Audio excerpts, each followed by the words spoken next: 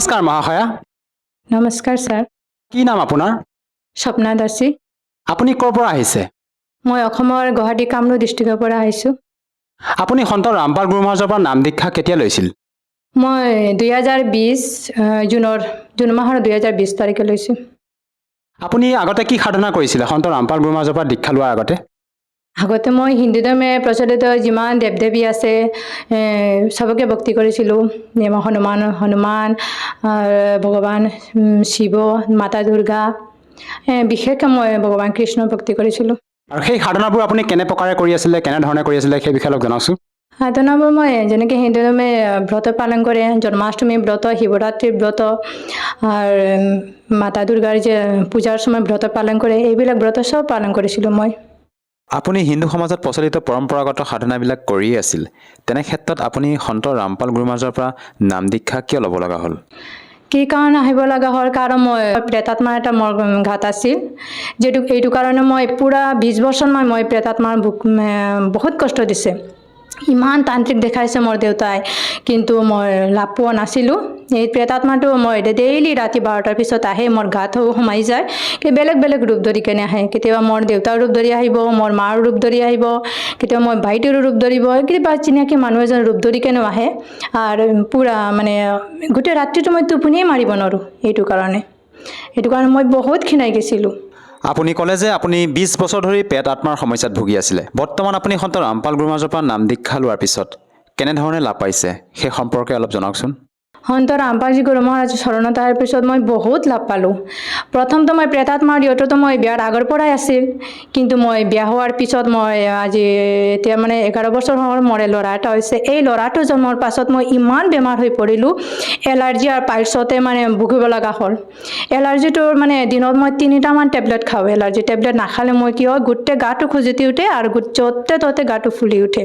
মই বহুত skin doctor দেখাইছোঁ, শ্বিলঙৰ নেক্ৰম হস্পিটেলত গোটেই গাটো চেক কৰিছোঁ, বহুত ট্ৰিটমেণ্ট কৰিছোঁ। 4-5 বছৰমান মই এলাৰ্জিৰ মেডিচিন খাইছোঁ, কিন্তু একো লাভ পোৱা নাই, একো ইম্প্ৰুভ হোৱা নাই। আৰু পাইলছৰ বেমাৰত মই বহুত মাহতে মই এসপ্তাহমান ব্লিডিং হৈ পৰিছিলোঁ। এসপ্তাহমান ব্লিডিং হোৱাতে মই গোটেই গাটো শক্তি নাই। তাৰপিছত কি হয়, শক্তিৰ চেলাইন মাৰিব লগা হয়। মোৰ সদায় মই বিচনাত পৰি থাকোঁ। সেইটো কাৰণে মই সন্ত ৰামপালজী মহাৰাজৰ ভগৱানক বিচাৰি আছোঁ। একদিন মোবাইলত চাৰ্চ কৰিলোঁ, ইউটিউবতে, এই পৰমাত্মা ইমান ভক্তি কৰি কিনে যদি মই লাভ নাপাওঁ, মোৰ গাত ইমান বেমাৰবিলাক ঠিক নহয়, প্ৰেতাত্মাৰ উৎপাতৰ পৰাও মই মুক্তি নাপাওঁ, তো কি হ'ব, মই ক'ত যাম, এনেকৈ ভাবোঁতে একদিন কি হয়, সদায় মই সৎসংগ শুনি থাকোঁ, দেৱকীনন্দত থাকোঁ, অৰুণোদয় আচাৰ্যজী, কাৰণ মনটো দুখী হ'লেতো ভগৱানৰ প্ৰতি মনটো আকৃষ্ট হয়। তাৰপিছত মই একবাৰ সন্ত ৰামপালজী মহাৰাজৰ নামটো শুনিছোঁ, কিন্তু তাৰ সৎসংগ শুনা নাছিলোঁ। একদিন মই নামটো চাৰ্চ কৰি কেনে ইউটিউবত চাৰ্চ কৰিলোঁ, সন্ত ৰামপালজী মহাৰাজ সৎসংগ আহি গ'ল। এই সৎসংগটো শুনি কেনে মোৰ কি হয়, একদম জ্ঞানটো দেখোঁ বেলেগ হেন লাগিছে। তাৰপিছত মই সদায় তাৰ সৎসংগ শুনা আৰম্ভ কৰিলোঁ, ষ্টাৰ্ট কৰিলোঁ। তাৰ সৎসংগ শুনাতে গম পালোঁ যে ব্ৰহ্মা বিষ্ণু মহেশ্বৰতো অবিনাশী নহয়, এইটো জন্ম মৃত্যু হয়। আৰু আমি যে ইমান দিন মই কৃষ্ণকে মই সৰ্বশ্ৰেষ্ঠ পৰমাত্মা বুলি মানি আছিলোঁ, কৃষ্ণৰ ভক্তি কৰি আছিলোঁ। সদায় মই বিচনাৰ পৰা উঠোতে মই কৃষ্ণ, কিবা এটা কাম কৰিলে কৃষ্ণ, এনি টাইম কৃষ্ণ ভক্তি কৰি আছোঁ। ৰাতি শুৱাৰ সময়ত কৃষ্ণৰ ভগৱানৰ লগত এনেই কথা পাতি ভাগাৰ দিছিলোঁ, কিন্তু মই একোই লাভ পোৱা নাছিলোঁ। তাৰ ৰামপালজী মহাৰাজৰ সৎসংগতে শুনোতে সৎসংগ দেখোঁতে মই গম পালোঁ যে এইটো পূৰ্ণ পৰমাত্মা কোন হয়। এইটো পূৰ্ণ পৰমাত্মা কোন হয়? পূৰ্ণ পৰমাত্মা কবিৰদেৱ হয়। আমাৰ হিন্দু ধৰ্মৰ শ্ৰদ্ধালুসকলে ব্ৰহ্মা বিষ্ণু মহেশক অজৰ অমৰ বুলি ভক্তি সাধনা কৰি আহিছে। তেওঁলোকে এই কথাষাৰ কেনেকৈ মানি ল'ব? সন্ত ৰামপালজী মহাৰাজ সৎসংগ দেখোঁতে মই গম পালোঁ, এইটো দেৱী ভাগৱত পুৰাণী 123 পৃষ্ঠাত প্ৰমাণ আছে। স্বয়ং বিষ্ণুৱে স্বীকাৰ কৰিছে মোৰ জন্ম মৃত্যু হয়। আমাৰ আবিৰ্ভাৱ আৰু তিৰোভাৱ হয়। আবিৰ্ভাৱ জন্ম, তিৰোভাৱ মৃত্যু হয়। তেনেহ'লে অবিনাশী নহয়। তেনেহ'লে অবিনাশী পৰমাত্মা ভক্তি কৰিলে আমাৰ জন্ম মৃত্যুৰ পৰা আমি মোক্ষ লাভ কৰিব পাৰোঁ। এইটো সন্ত ৰামপালজী গুৰু মহাৰাজৰ সৎসংগতে মই শুনি কেনে গম পালোঁ। আমাৰ পবিত্ৰ ভাৰত ভূমিত লাখৰ তুলনাত আধ্যাত্মিক গুৰু আছে। এনে ক্ষেত্ৰত আপুনি এগৰাকী শিক্ষিত মহিলা হিচাপে আমাৰ অন্য গুৰুক ত্যাগ কৰি আপুনি সন্ত ৰামপাল গুৰু মহাৰাজকে কিয় গুৰু হিচাপে ধাৰণ কৰিলে? সন্ত ৰামপালজী গুৰু মহাৰাজ চৰণ দীক্ষা তোলাৰ কাৰণ মানে অন্য গুৰু তো সৎসংগত মই আগৰ পৰাই শুনি আছিলোঁ, কিন্তু কোনো সন্তে মানে কিতাপৰ পৰা মানে পূৰ্ণ পৰমাত্মা কোন হয় দেখাই দিয়া নাই। মানে সন্ত ৰামপালজী মহাৰাজে গুৰু গ্ৰন্থৰ পৰা দেখাই দিছে, কোৰআন শৰীফৰ পৰা দেখাই দিছে, বাইবেলৰ পৰা দেখাই দিছে, গীতাৰ পৰা দেখাই দিছে, যে বেদৰ পৰাও দেখাই দিছে কোন পূৰ্ণ পৰমাত্মা কোন হয়, কিন্তু কোনো সন্তে এইবিলাক এনেকৈ দেখাই দিয়া নাই, এনেকৈ প্ৰুফ দেখাই নাই। সন্ত ৰামপালজী মহাৰাজ প্ৰুফ সহ দেখাই দিছে যে পূৰ্ণ পৰমাত্মা কোন হয়, যাৰ সাধনা কৰিলে, যাৰ ভক্তি কৰিলে আমি জন্ম মৃত্যুৰ পৰা আমি মোক্ষ লাভ কৰিব পাৰিম, আৰু শাস্ত্ৰ অনুসাৰ ভক্তি কৰিলেনো আমি লাভ পাওঁ। এইটো কাৰণে মই আগতে ইমান ভক্তি কৰি কেনে আমি লাভ পোৱা নাছিলোঁ, কাৰণ আমি আগতে মই শাস্ত্ৰ বিধি ত্যাগ কৰি কেনে ভক্তি কৰিছিলোঁ। আৰু অন্য কিবা লাভ পাইছে নেকি সন্ত ৰামপাল গুৰু মহাৰাজৰ পৰা দীক্ষা লোৱাৰ পিছত? এই অন্য লাভ মানে মই এলাৰ্জিটো বহুত ডাঙৰ লাভ হয়, কাৰণ মই আগতে মেডিচিন খাই কেনে মই আছিলোঁ, দিনত তিনিটামান মেডিচিন খাইছিলোঁ, কিন্তু সন্ত ৰামপালজী মহাৰাজৰ চৰণত অহাৰ পিছত মই একদম মেডিচিন খোৱা বন্ধ কৰিলোঁ।